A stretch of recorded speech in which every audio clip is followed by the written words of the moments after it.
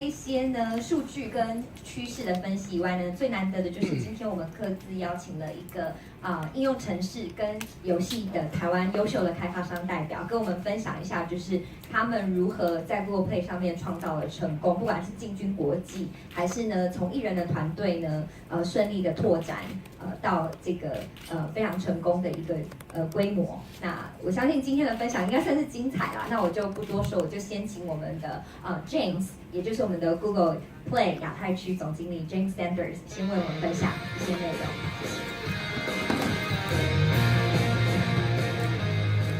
Great, thank you very much for that introduction. Hello everybody, my name is James Sanders and I run Google Play in Asia Pacific. I've been at Google for 9 years, but I only joined Play about 6 months ago. And the main reasons I joined Play was because I'm very, very excited about the opportunity with the growth of mobile, and I'm super excited about the ability of Play to really impact in a meaningful way the lives of literally billions of people. And I'll talk about that later today, but the main reason I'm here is to celebrate with you our excitement about the 5th birthday of Google Play. It's hard to believe in 5 years how far Play has come. As I think back, it's almost impossible to think of a time in my life where I couldn't take out my smartphone and check my emails, or read the news, or have a video call. And later on we're going to hear from some of the developers in Taiwan that have built really meaningful businesses on the back of Google Play, have been able to reach many users and enrich their lives, and at the same time build very, very profitable businesses. But before I talk about the developers, I thought it would be helpful to take a step back and look at the background of the success of Google Play. So Android is an amazing mobile platform. Today, Android powers more than 1.4 billion 30-day active mobile devices, and that's a number that's growing by 1.5 million every day, which is just truly phenomenal. That success didn't happen on its own. So over the last number of years since Android launched, we've worked with more than 400 OEMs, including OEMs here in Taiwan like HTC and Acer and Asus. And we've worked globally with more than 500 carriers. And we've done this so that we can help Android get into the pockets of, well, 1.4 billion people and growing. The success of Play was really built off the back of Android. Today, Play has more than 1 billion 30-day active users. And in the store, we have well over 1 million apps that are available to download. And each year, more than 65 billion apps are downloaded from the Play Store by our users. These numbers are really humbling, but they give you a perspective, I think, on the scale of the impact that Play has been able to have on the lives of so many people. Now, Taiwan is a leader in the mobile world. In the Play Store, right now, there are more than 3,500 apps that have been built by Taiwanese developers. And the success of Taiwan has led Apani, who you'll hear a little bit more from today, talk about Taiwan as being the next billion-dollar market for mobile apps. Hopefully it's not a surprise to many of you that Taiwan has grown to be one of the top 5 markets for Google Play. And I think this isn't surprising when you think about the heritage in Taiwan of building hardware devices. Taiwan has a very rich heritage as a center of excellence for building hardware manufacturing. And I think that's been a really great stepping stone for Taiwan as a country with all these engineers to spill out of the hardware industry and start building mobile apps. And at Google, we think of Taiwan as being the Silicon Valley of the East because of your success of going and building software. We want Taiwanese developers to achieve success, not just here in Taiwan, but globally. Play has more than 10 million active users in Taiwan, but more than 1 billion users globally in over 190 countries. And this is a phenomenal opportunity for developers here in Taiwan to reach global audiences and to build global businesses. I could give you many examples of Taiwanese developers that have successfully built global businesses.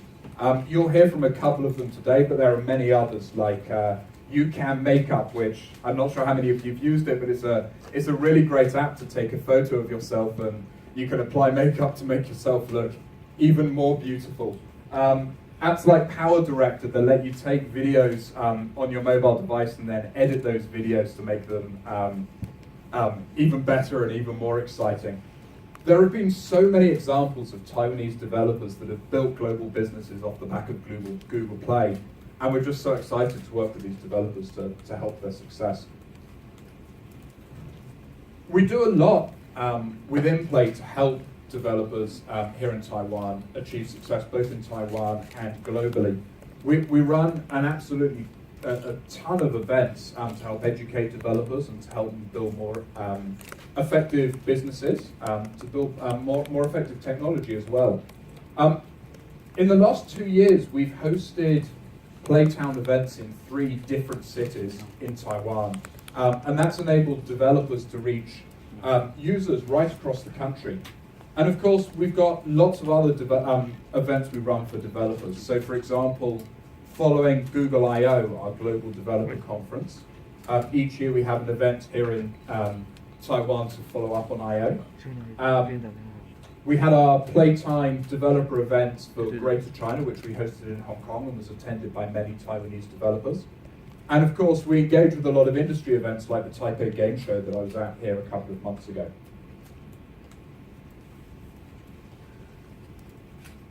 A big part of developer success is app discovery, and within the Play Store we've built a section of the store called the Made in Taiwan Corner, and it's a section of the store that is dedicated to showcasing the best apps that are made in Taiwan.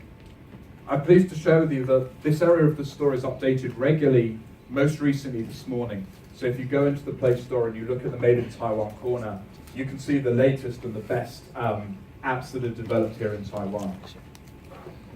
In addition to programs like the Made in Taiwan Corner, we also have the best apps of, each year we have a Best Apps of the Year award.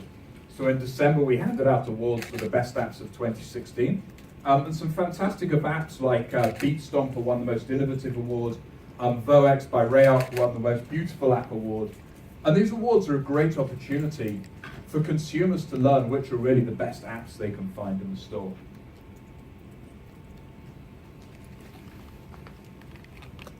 In celebration of our 5th birthday of Google Play today, we're very pleased to share with you the top 5 most popular books, games, apps, songs, albums, and films here in Taiwan. And you'll see that at the showcase outside of this room, so you'll be able to see that later today. There are some absolutely wonderful apps from Candy Crush to Who's Called. And I really encourage all of you to check out that list of the best apps.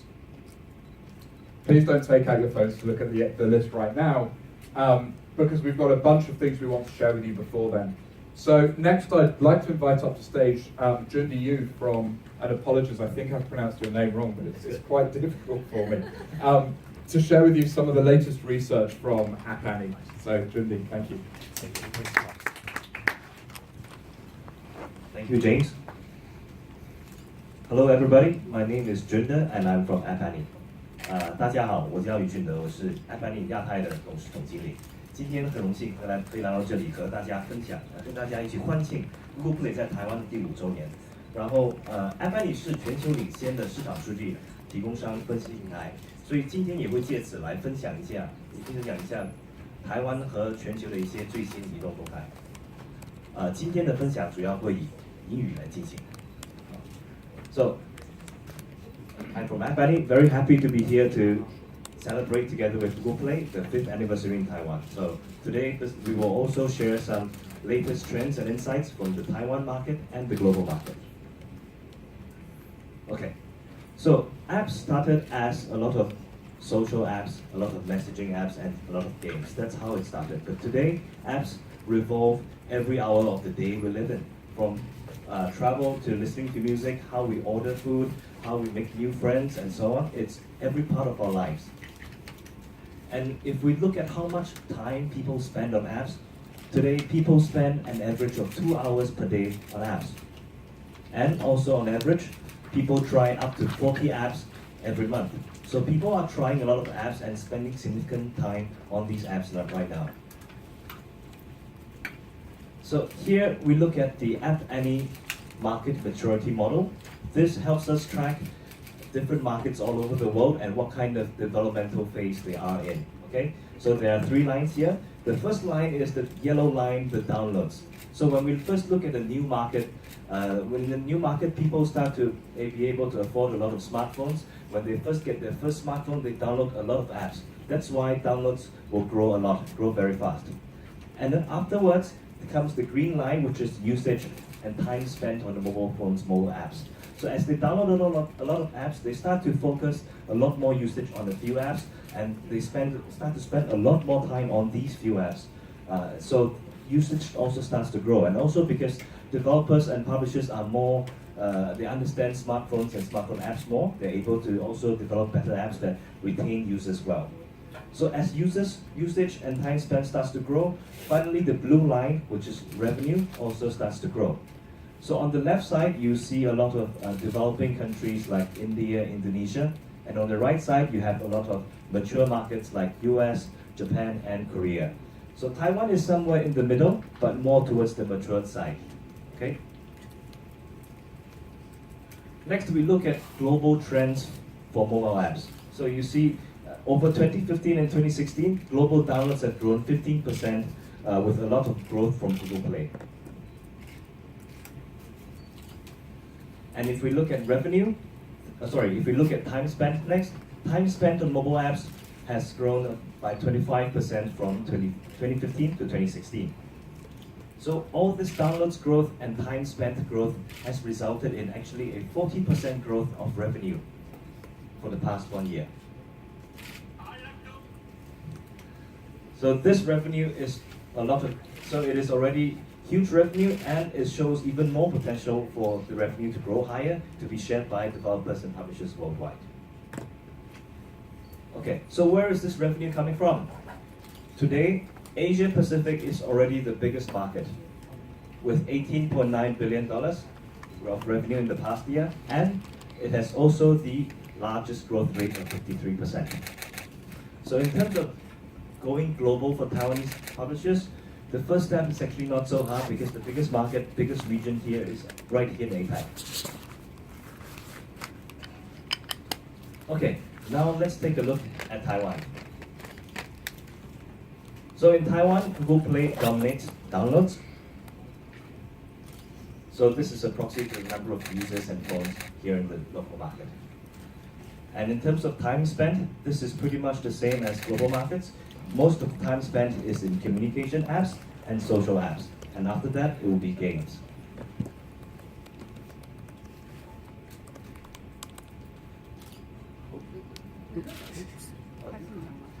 We're not done yet. Am I out of time?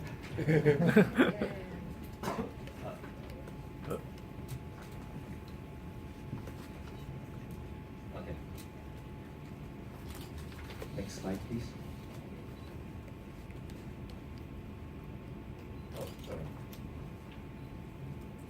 Okay, so just now we went through downloads and time spent.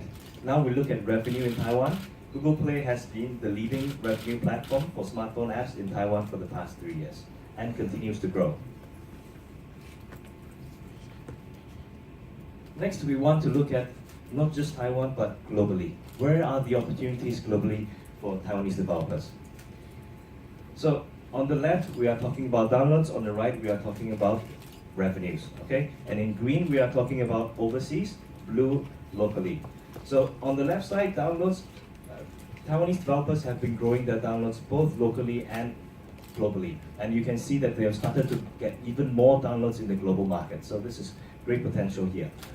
On the revenue side, local revenue has been growing tremendously, and overseas revenue is also starting to grow. But you can see that they have a lot more global downloads, so there's a huge potential here for Taiwanese developers to also start making a lot of money outside of Taiwan.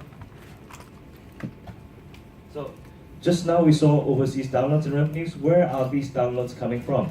So Taiwanese developers are mainly getting overseas dollars from these markets: US, India, Brazil, Mexico, and Indonesia. So it is very interesting because US is a mature market, and while the others are a lot of developing markets. These markets have different tastes, but Taiwanese developers are able to come up with products that are suiting both mature markets and as well as emerging markets. Next, we look at some of the biggest overseas markets worldwide. So on the left you see Google Play, and on the right you see iOS. And then these are some of the biggest markets by downloads. So aside from what we saw where Taiwanese developers are big in, there are also some other highlight countries here like like Turkey and Russia. So these are also some territories where there's a lot of potential for Taiwanese developers to expand into. Okay, so finally one slide about our company, App Annie. We are the global leading platform for market data and analytics. We provide a lot of data about your own apps, and also we provide a lot of data about every app in the world, every business, every country in the world. This helps a lot of businesses to make data-informed decisions. All right, so thank you very much. 谢谢大家。我们谢谢于俊的总经理的分享。那接下来我们就请我们的台湾开发者的代表。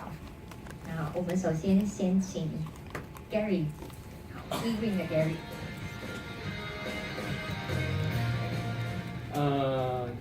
就是各位媒体朋友，大家好。那今天很高兴可以就是来参加 Google Play 在台湾发展5周年的一个记者会这样子。那我这边先简单自我介绍一下，就是我大概15年前开始了《爱情公寓》这段旅程这样子。那我一大学毕业就做了《爱情公寓》，那大概经过了13年的摸索之后，然后顺利的把公司《爱情公寓》把它弄上柜之后，那我们接下来又就是内部创业发展出了一个叫做 Three Ring 叫做甜甜圈的一个产品这样子。那甜甜圈基本上是就是以结婚为前提的交友网站，所以我们主要 focus 的就是族群就是希望在1年内结婚的网友们。那它主要就是大概有几项特别的地方，第一个就是它一定要 Facebook login， 所以就是你必须就是在你经过网友同意授权的资料上面，就是我们会进行就是一些数据的演算法。那我们是通过跟美国 MIT 还有就是台湾中研院这边，我们会有一些配对的一些机制出现，让使用者可以更快速的找到他们适合的对象这样子。那目前的话，全球大概超过400万的 download。那而且只需要花22块美金，你就可以找到你人生中最重要的一个伴侣。其实这个投资报酬率是非常非常高的这样子。然后现在我们在 global ranking 上面大概 top three 就是在 social networking 这一块，我们大概有8个国家，大概有就是台湾、香港、那 India 的印度、泰国、墨西哥、阿根廷跟马来西亚还有新加坡。那2015年的话，我们大概发展了大概24个国家。那这几个国家是我们在2017年就经过2016年、2016年就是这么20几个国家就是筛选下来，这几个国家是我们认为更值得发展的国家。那也是食物链在当地市场也比较有具潜力。那其中还有包含说美国还有日本，这2个国家也是我们未来发展重心。那例如说像在日本市场的话，因为Three Ring 有 Mixi 的投资，所以就是我们依靠当地的一个就是强力的一个合作伙伴，可以让我们在当地生根发展这样子。那其实 Google Play 协助我们非常非常多，就是我从创办爱情公寓以来，就是其实我们很早期要发展要将爱情公寓往海外发展的时候，其实是非常非常痛苦的。就是说，因为每个地方的就是价格定价策略，还有就是行销管道的，就是分散跟就是就是让台湾的使用者其实很难可以往海外跨。那因为有就是 Google Play 的一个协助的平台协助，那就是让我们很快速可以在例如说各个地方，就是有我们很快的可以找到当地适合的费用，还有就是他们就是也通过 Google Play 这边让我们找到很快速的一个行销的方式。谢谢。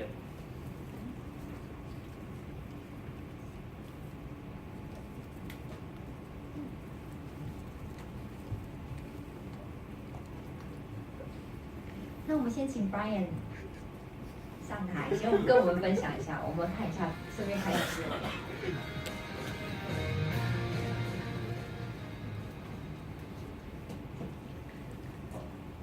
那画面有点黑吼，让我稍微想一下。那大家好，那我是 Sigono 的创办人兼制作人 Brian。那 Sigono 基本上就是一间独立游戏制作公司，也就是所谓的独立新创。那我们做到现在大概有做了3-4款作品，那目前全球累计下载大约是600多万，算是有一点小小的成绩。我觉得我们的个人的案例其实就是算是一种，就是从独立新创3年前到现在，然后透过 Google Play 的平台，让我们有机会就是可以慢慢的走向全世界，然后把载量做下来的一个案例哈。但其实我们最困难的时间大约是来自于所谓2014年的时候，在2014年的时候，我们那时候面对一个很大的困境，就是那时候公司刚起步没有多久，有些产品然后在不坦诚，然后手边其实那时候只有3个人，然后3个人想说哇，那我们什么东西不多，基本上就是钱最少。但是市面上所有的游戏都是花大概3000万到4000万他们的行销预算跟开发成本在跟我们竞争。那我们这样的一个小团队，手边几乎没什么钱，我们到底要怎么用1/60的资源去跟这些人打仗呢？那后来我们也想了一下说，好吧，那既然你们这些游戏都是花这么多钱，那想办法占据所有人的零碎的时间，那我们就干脆反其道而行，我们要做一款游戏，是我只会占用你一个人1天的某一个晚上的深夜，我要给你一个最深最好的1个多小时，让你打从心底感动，然后感觉到我们游戏的诚意，然后未来也会持续的帮我们推广我们的游戏，然后如果我们有新的 content 出来的时候，他们也会愿意再进行购买的动作。我想有没有可能这样子找出个新的市场，做出区别？那后来我们就开发了这一款叫做 Opus 地球探索计划这款游戏。那这款游戏它是什么呢？它就是只主打情感体验为主，就所谓的深度情感体验。这个情感是什么呢？它讲的就是浩瀚探索，让人从寂寞到富足。我们希望把这个情感给玩家，于是做了一个像微电影般的天文探索加故事的游戏。它这里面是什么样的故事呢？它是想说，在一个浩瀚的银河系里面有2个人工智慧，那他们呢希望找出失落已久的行星、地球以及自己诞生的理由。那就这样子，我们把这款游戏就这样子推上了台面上。那也非常幸运的，他取得了一个市场的痛点，而且得到了一个非常大的成功。那个时候我们收到了雪亮的这个玩家的 feedback， 跟他跟我们说，哦，谢谢你制作了这款游戏。他在这么海量的 APP 的市场里，已经好久没有在一个深夜的晚上，能够静静的跟自己独处，并且慢慢的跟这个游戏里面的角色们一同哭一同笑，并且让他有面对明天的勇气，像是这样的 feedback， 让我们非常非常的感动。可是，在制作的过程里面，我们那时候还是有个很大的困难，就是我们不知道这样的市场到底是不是真的存在的，而我们的公司也太小，小到没有能力去做任何市场的调研，去检查说，这样的东西到底有没有做的机会，它是不是值得做？可是其实透过 Google Play， 在那个时候对我们产生一个很大的帮助。你也看到现在这里有非常多海量的这个 Google 就5星的好评，可是其实在一开始的时候，我们有拿到非常大量的1星。但是 Google 的后台可以让我们就是很快速的去跟他对话，去问说，你这么讨厌我们的游戏，那是为什么讨厌我们的游戏？那5星的人，我们可以问他说，我看你超喜欢我们游戏，那你是为什么喜欢我们的游戏？然后我们透过这样的大量的访谈，慢慢的抓住说，哎，这样的市场是真的存在的。同时呢，透过Google 另外的服务，像是 Game Event 这些，可以帮助我们很快速的拿到后台的数据。我们能拿到说，哎，这个玩家他买了我们的游戏，那他在游戏中途的行为到底是什么？他是不是真的喜欢了我们的游戏？这个按钮他到底点几下？通过这样量化的大数据的分析，再配合刚刚访谈的资料，我们逐渐的形塑出，哦，没错，就是有这样一群玩家喜欢我们的游戏，那我们慢慢的知道要怎么样做出一个新的改版，然后慢慢的去接近他们，一次一次又的进行改版。我们印象最深刻是我们在游戏上架前到上架后的2-3个月间，我们公司这么小，可是我们至少做出了大概10几个改版，然后终于慢慢的贴近理想中的市场。那我想这是一个对于我们新创来说，能在最后做到没有任何行销预算，可是却做到好几百万下载，而且始终维持在就是4.6星的这个玩家高评价，达到有机成长的一个很重要的因素。那这都必须感谢就是 Google Play 在我们非常就是危难的时候，就是有这么简便的工具可以帮助我们进行这样的成长。OK， 谢谢。谢谢 Brian。那Brian 留顾问刚好有几个问题也想请教你跟 Gary。那我想说刚好是其实在场很多的朋友想要问的几个问题。那在这之后我们活动可以再告一个段落这样。那刚刚已经有提到，就是说你们是如何你们各自做的事情很不一样，一个是等于算是以结婚为前提的应用程式，然后一个是一个比较特殊形态的一个游戏。就是跟以往的一个类型是比较不一样。那你们都已经创造出很好的成绩。那刚刚从我们的报告也发现说 ，Google Play 对台湾来说很重要，就是它是一个全球的平台。那可是台湾本身不但自己的市场是成熟，然后海外有很多的机会。那只是想要请问你们身为台湾的开发者的代表，你们可不可以跟我们谈一下说，你们认为目前现在台湾开发者有什么样子的优势？那或者是说有哪些地方其实是还是比较困难，需要克服的部分？那能先请 Brian 吗？好，我这边因为其实我们毕竟是做游戏的，比较不同，就是所谓可能游戏以外的市场。但游戏的市场现在是这样子，就是其实虽然表面上大家都看到说我们现在整个台湾游戏市场基本上是沦陷的非常非常的凄惨，就是各国面对各国夹杀。可是其实台湾它有一个非常非常大的优势，就是我们其实处于华语生态圈的非常核心的位置，就是我们有能力输出所谓的像是，因为华文生态圈其实是一个到从日本那边可能涵盖一点，然后到东南亚也涵盖一点，它其实是一个非常非常有机会的利基市场。那这个东西其实台湾人能做，而且台湾之前也有非常庞大的文化底蕴，它是有机会在这边做出一点什么的。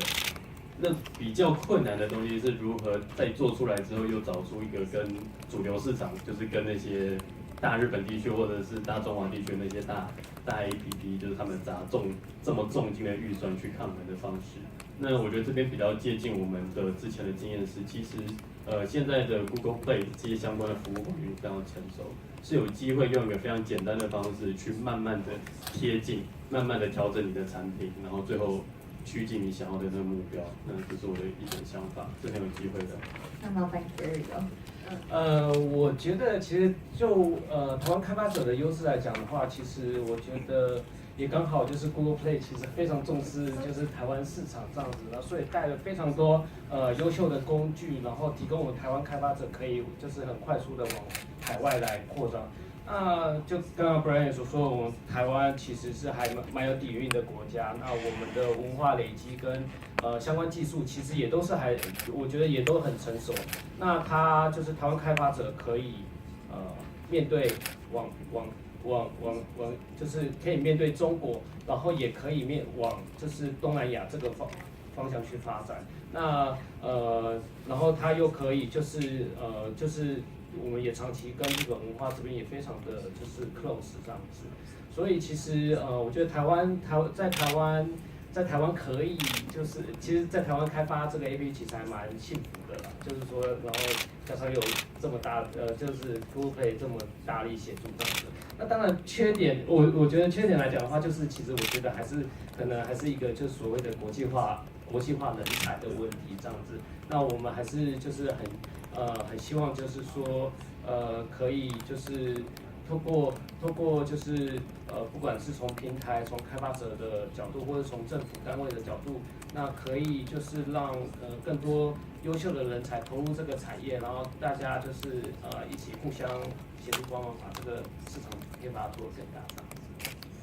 那另外，今天是 Google Play， 我们在这边庆祝5周年嘛。那5年前的确就是没有这个平台。那我们也很开心，就是说Google Play 平台好像感觉有一点帮助到大家。那当然5年前我们可能大家才开始讲行动啊、应用程式等等的。那如果请你们想象一下下一个5年，或是说未来，也许你们的未来的发展，或者是说跟 Google Play 这样子一个平台，可能还可以再做一些什么的话，可不可以能跟我们分享一下你们未来的一些展望的部分？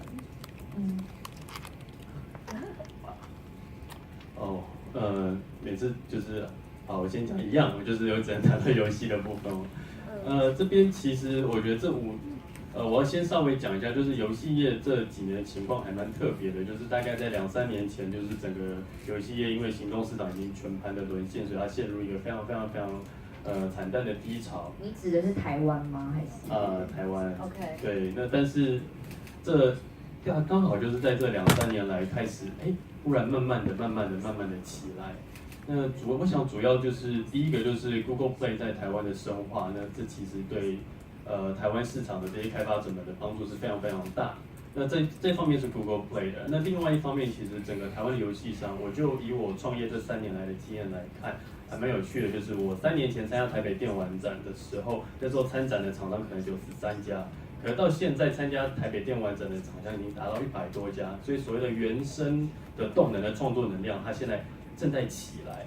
那起来之后，未来5年又有第一个问题，就是那些原本已经有点状态不太好的大厂商，其实在这几年内开始大量的吸取，就是像是对岸或日本的经验，他们开始回头来学会他们的一些比较新的营运或营销手法，那也开始回头过来帮助我们那些即将成长起来的台湾原生的创作能量。我觉得未来5年应该就是所谓的一个收割期，当这两边能量汇集在一起的时候，同时Google Play 又刚好进到甚至全台湾前5的，全世界前5的这个大的市场，那会是台湾开发者们一个非常大的好机会。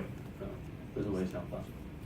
Gary， 其实就是我想未来可能 Google Play 这边可能会提供更多就是有关工具层面协助我们开发者继续在这个平台上面持续就是发展，继续深耕整个国家。